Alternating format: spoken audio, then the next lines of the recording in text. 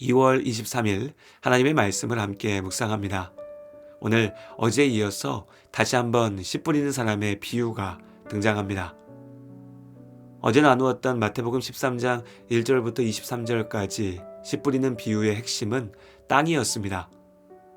예수 그리스도의 복음을 믿음으로 하나님의 자녀라 부르심 받은 우리는 열매 맺는 좋은 땅입니다.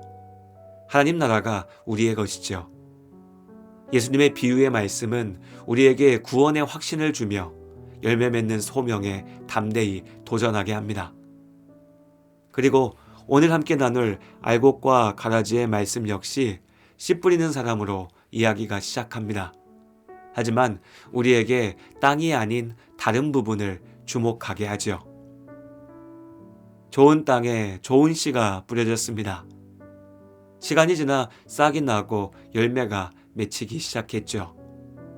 좋은 밭에 좋은 씨를 뿌렸으니 누구라도 좋은 열매를 기대할 것입니다. 그런데 일꾼들이 보니 곡식 가운데 가라지가 섞여 있는 것이었습니다. 의아한 종들이 주인에게 말했죠.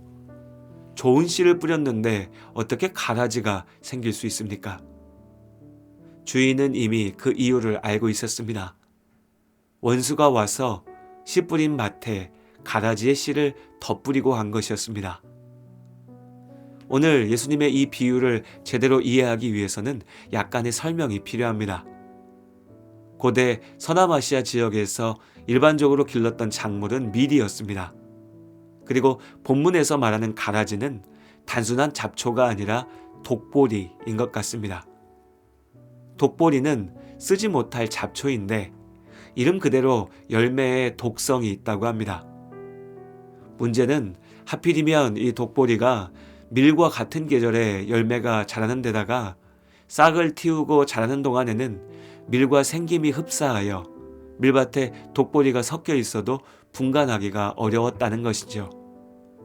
본문에서 일꾼들이 말하듯이 이삭이 맺히고 나서야 비로소 구별할 수 있었습니다. 그렇다고 우리가 흔히 논에서 잡초 뽑아내듯이 하기도 어려웠던 것은 이 독보리가 한번 깊게 뿌리를 내리고 나면 밀의 뿌리들과 서로 얽히게 되어서 제초 작업이 불가능했다고 합니다. 여러모로 고약한 잡초였죠.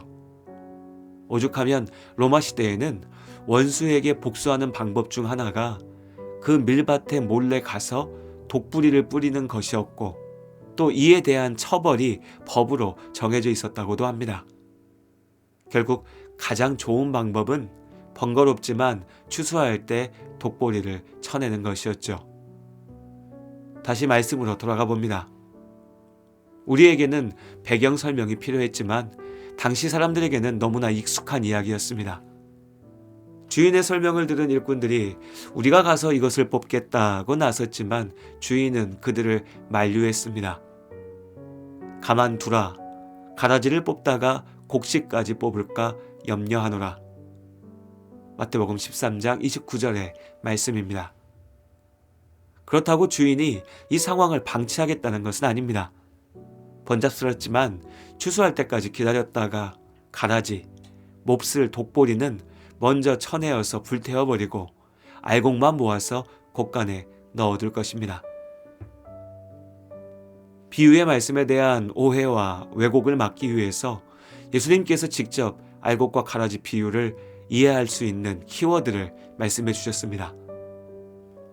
좋은 씨를 뿌리는 이는 인자, 곧 예수 그리스도시고 밭은 세상입니다. 좋은 씨는 하나님의 자녀들이고 원수 사탄이 뿌린 가라지는 죄악의 자녀들이죠. 추수 때는 세상 끝이고 주의 명령을 받아서 추수하는 일꾼들은 천사들입니다.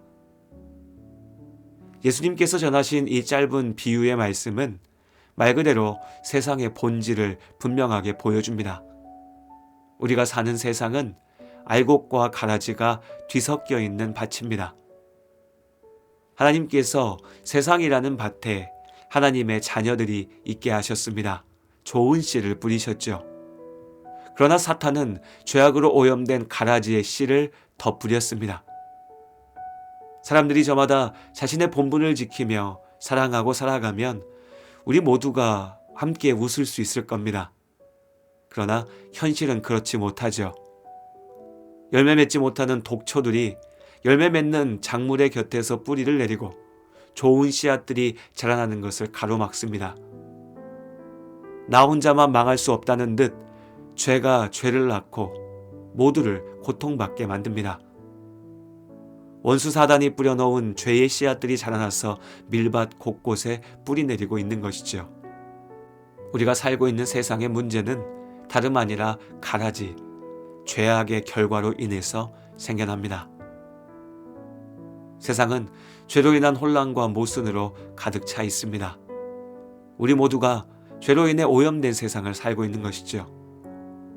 사람들은 세상이라고 한 것은 원래 그런 것이라고 적당히 타협하고 또 적당히 포기한 채 살아갑니다. 당장 내가 감당하지 못할 어려움만 피하려고 애쓰죠.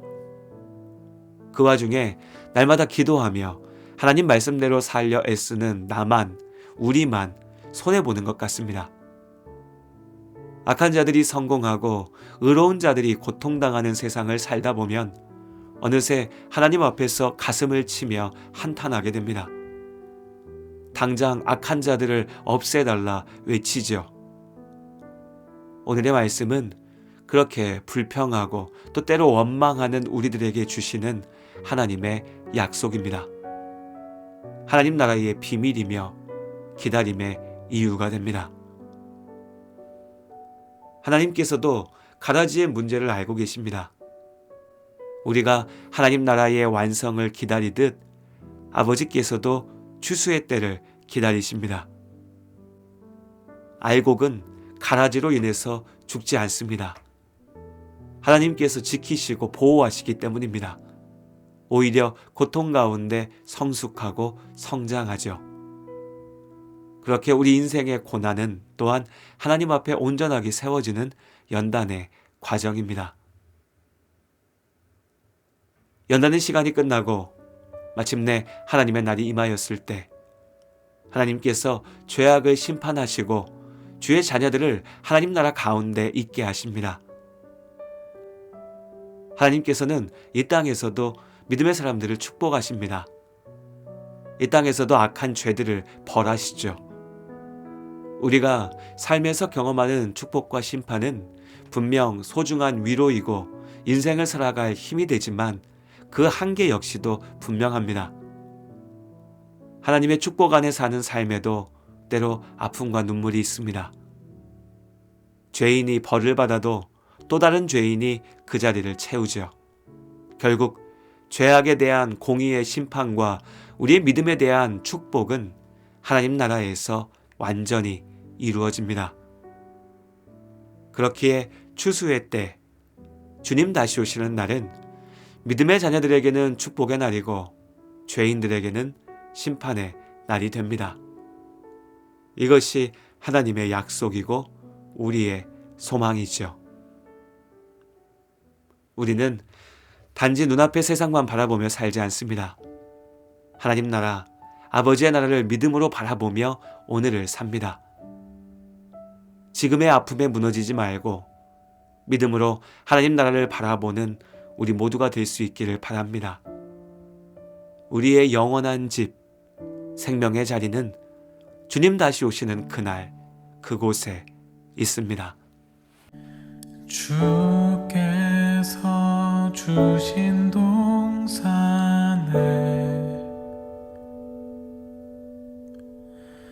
땀 흘리며 씨를 뿌리며 내 모든 삶을 드리리.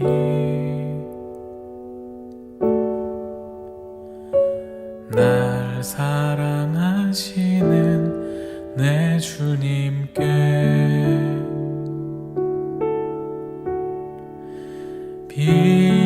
비바람 앞을 가리고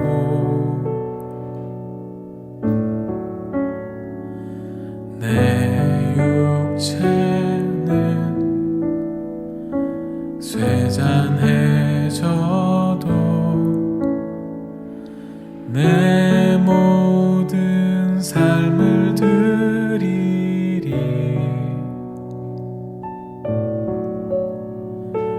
내 사모하는 내 주님께 땅 끝에서 주님을 맞으리. 주께 드릴 열매 가득 안고 땅 끝에서 주님을 배우리. 주께 드릴 노래 가득 안고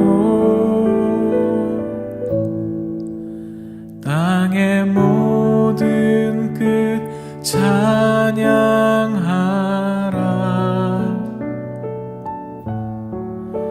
주님 오실 길 예비하라.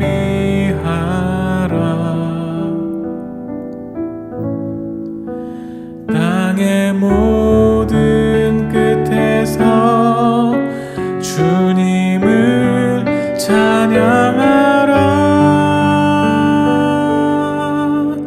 영광의 주님 곧 오시리라.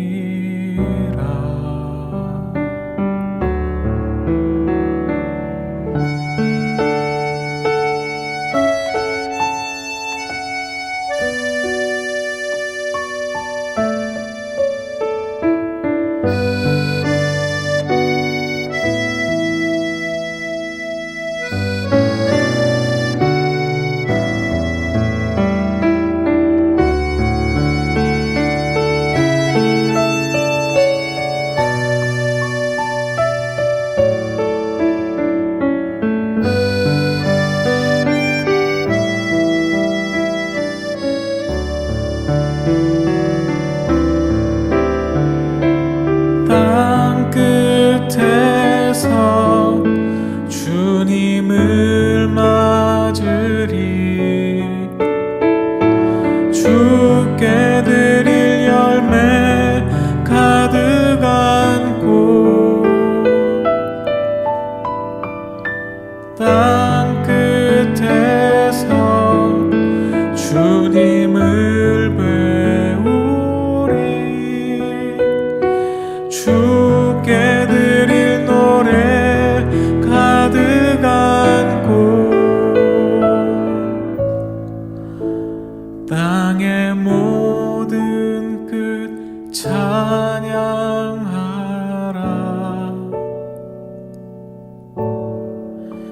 주님 오실 길